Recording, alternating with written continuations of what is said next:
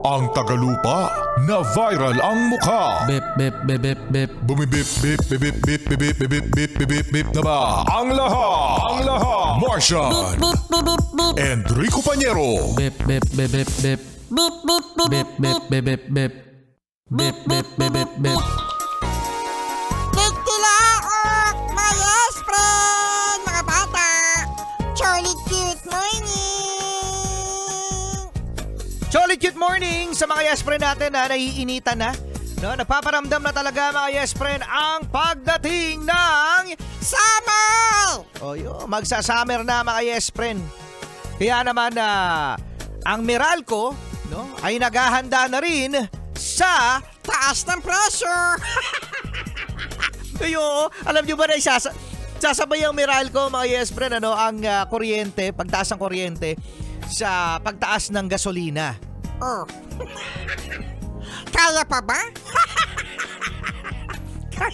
Kaya pa ba? Tapos ngayon mga yes friend, ito, no, isang malaking katanungan sa mga may aircon. O, sa mga yes friend natin na may aircon, kung ano nga ba ang pinaka matipid na setting ng temperature ng inyong aircon. O ayan na, makinig kayo.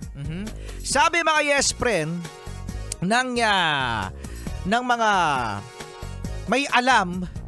Bakit ikaw wala kang alam?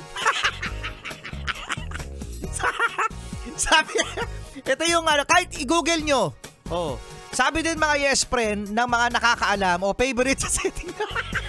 Sabi ni Papio, ang pinaka-favorite daw na setting para makatipid sa aircon ay Off. Ayan talaga ang tipid. I-off mo na lang yung aircon, ano? Pero kung bubuksan nyo ang aircon, bukod sa pagpatay sa aircon para makitipid, 24, mga yes friend, 24 ang setting ng aircon para tipid sa kuryente. It's either 24, 25, o 26. Yung 27, depende na lang yan kung lamigin kayo. Oo, mainay-inita na kayo sa 27. Pero ako minsan sa bahay, 27. Nag-aircon ka pa? Nag-aircon ka pa? 27 yung setting mo sa aircon. Bakit? Walang pakialamanan. Oo nga, sige mag-27 ka. Yeah, 24, 25, mga gano'n. O kaya i-off nyo na lang.